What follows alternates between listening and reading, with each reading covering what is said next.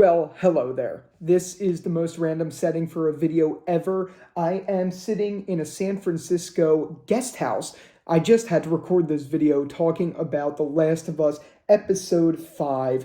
Man, this episode, I think this is the new top of the chart. This is like my new favorite episode of The Last of Us so far. There is so much there. So I already made a post on YouTube. You could see it in the community tab where I talk about this episode pretty much in depth. So my feelings are already there. I'm just going to kind of run through them quickly.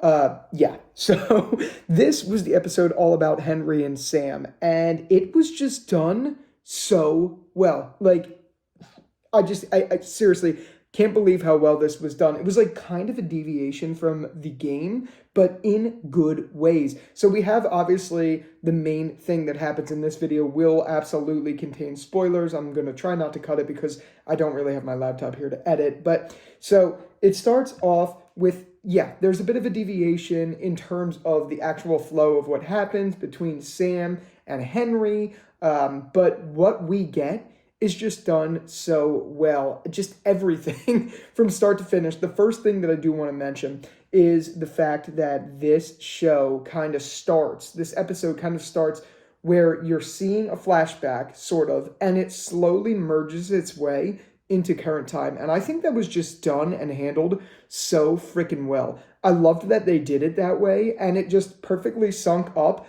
with Henry and Sam meeting Joel and Ellie. And it was really cool to see. And then we have that side plot of Kathleen and the other people, which I didn't even realize the main soldier guy, he was the voice of Tommy in the actual game. Didn't even realize that. But anyway, that story, I'm not honestly that big of a fan of. Like, I didn't really care for that. I didn't like how they deviated from the game in that regard and how they made this kind of like separate story that way. So I don't know how I feel about all that. We're going to kind of circle back to that. But we have that whole thing going on where they're trying to find Henry. And then finally we get, Joel, Henry, Ellie, Sam. We get them all together. And it's just really well. They're trying to get out of the city. And mid them trying to get out of the city, we have the first real, action sequence of the show. And of course, there was some action sequences in the first episode and a little bit in the second episode. But this is the first one where we actually get, a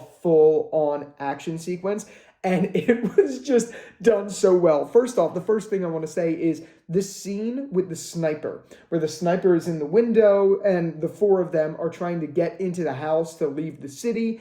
That was just, it felt like it was ripped right out of a game mission. Like, it really did. It felt like something that you would see in an actual video game, except here, it's not an actual video game. So I love the way they did that. The sniper was inept, so Joel went around.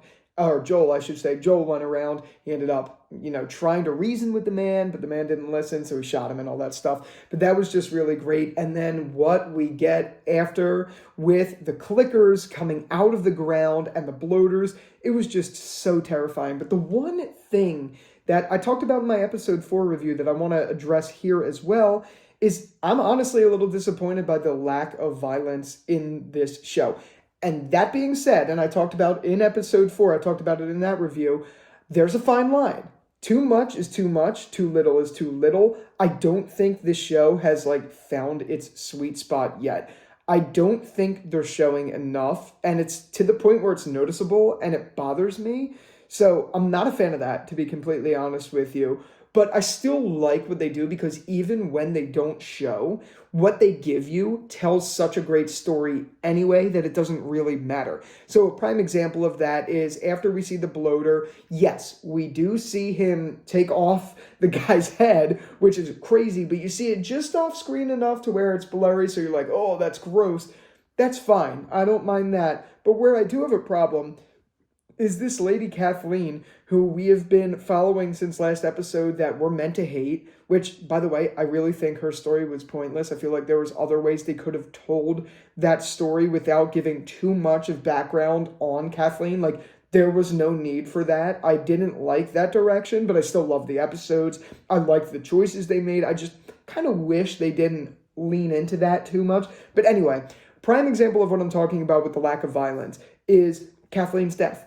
okay, we see, the clicker come and jump on her and just like literally punch her like, which is funny and all that stuff. But like, we see that, but we don't like get to actually see it. And for someone we're supposed to hate, I feel like they should show you that just like a little bit, but they didn't really hone in on that at all. So that was disappointing. And that's what I'm talking about. Moments like that, where the whole episode in general was about revenge and the ramifications that that could bring, I feel like they should have shown that just a little bit more, but they didn't. So that was, I guess, a little bit disappointing. But other than that, it was just it was fine. Like, I don't mind it that much, but it is disappointing. I wish they showed just a little bit more. That is so far my only complaint with the show. And if that's my only complaint with the show, it's doing something well. I mean, after all, the show is a love story first and a apocalypse show with violence in it, like third, like not even second. It's just part of the story. Like, it takes place in an apocalypse. Obviously, there's going to be violence, but this is a love story. And I guess if we're never going to get violence that way, it's fine. But I feel like they haven't found the perfect mix yet. And it makes me wonder how they are going to handle certain events, like, what happens in The Last of Us Part 2, the game, the big, big, big moment that I'm not going to spoil. How are they going to do that? If they're not really showing violence, how are they going to do that? And that actually also ties into, this is major spoilers for the end of the episode, but if you're watching this, I'm sure you saw it. But this is major spoilers. Henry and Sam's death scenes. Like, yes, they showed Sam's, which is super, super impactful. And oh my God, I got to tell you, we were road tripping from Los Angeles to San Francisco, and I was watching it as a passenger in the car. And I literally cried. Thank God no one else in the car saw me, because I was like this. I was just trying to hide myself. So impactful of a scene. But yeah, okay, we do see a little bit of violence there, but they cut away just in time for Henry's death. And it's like, kind of wish they showed it, but in the same vein, it was so practical and it was so scary and sad even without it, that it didn't really matter and all that stuff. But man, I gotta tell you, I want to talk about Sam and Henry. At first, I was a little disappointed that they didn't go some of the directions that they did in the games, such as when Henry and Sam completely betray Joel and Ellie, and they're just like, peace out. They didn't do any of that. They did a quick thing of that during the sniper scene where Henry and Sam were like, I'm out, and then they ran and they were like, never mind. Like, they kind of did that, but not nearly in the same way that the game did. And I kind of wish we got a little bit more of that, because that made for a very impactful story. It made for a better development of the two of them. But overall, it's fine if we deviate a little bit. It kind of reminds me of like episode 3, where episode 3 we deviated a lot to get a beautiful story with Bill and Frank. I feel the same exact way here. We deviated a lot to get to the end point, but it was so beautiful. But unlike episode 3, here we actually get exactly what happens in the game at the end. And obviously we knew it was coming if you were a game fan. If you don't, it was a big time shock. But if you were a game fan, you kind of saw it coming, but they trick you out a little bit. They made you think, okay, maybe with all these deviations that had already occurred, maybe they were still going to keep Henry and Sam around a little bit longer. But no, this is the Last of Us universe, of course. We don't get happy moments like that. So what we do get is a really, really tragic scene with Henry and Sam. And I got to tell you, in the game, what they did was they kind of turned it on Henry, turning it on Joel. So after Henry shot Sam, he was like, why did you put me in this scenario? Like, you ruined everything. You made me do this.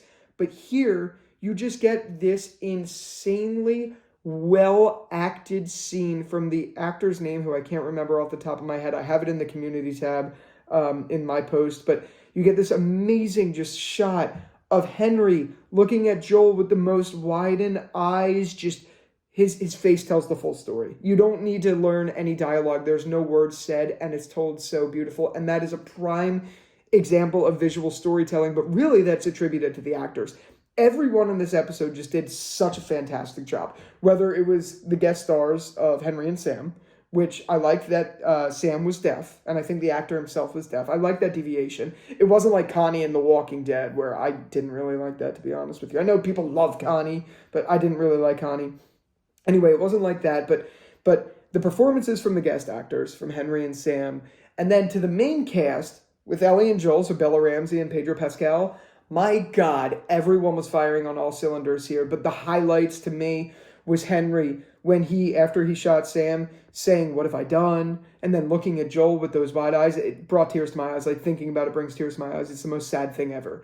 But then, not only that, but when he pulls the trigger, inevitably, Bella Ramsey's response and the way she just gasps is just so fucking perfect. Like, it really is perfect. These actors are doing an incredible job. The adaptation is just going so much better than I thought it was. This might be my favorite episode. I'm not too sure. I need to rewatch it because I was driving in a car. I wasn't driving. I wasn't watching a show and driving, but I was in a car. There was a lot of distractions, so I missed some parts here and there. So I definitely want to go back and rewatch, but I got to tell you, I think this was my favorite episode. This was just so brilliant, so beautiful. A bit of a deviation, but what they delivered on in the end was just fantastic. And one of the most gut-wrenching, just sad scenes overall that I've seen on TV in a very long time, if not ever.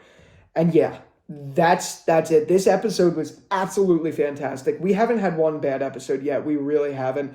This show is just doing such an incredible job. Like, bravo. Seriously, bravo. This show is just absolutely killing it. And with that out of the way, I want to know your thoughts. So let me know in the comments down below. What did you think about The Last of Us Episode 5? Did you think it was a good deviation? Did you think it was a bad deviation? Can't wait to hear what you have to say. So let's start a healthy conversation down there. If you like this video, make sure you hit the like button and subscribe if you haven't already to stay up to date with The Last of Us, Walking Dead, Breaking Bad, all those things, all the shows. And with that out of the way, until the next one, I'll be back in my studio next time, but until then, I'll talk to you later. Peace out.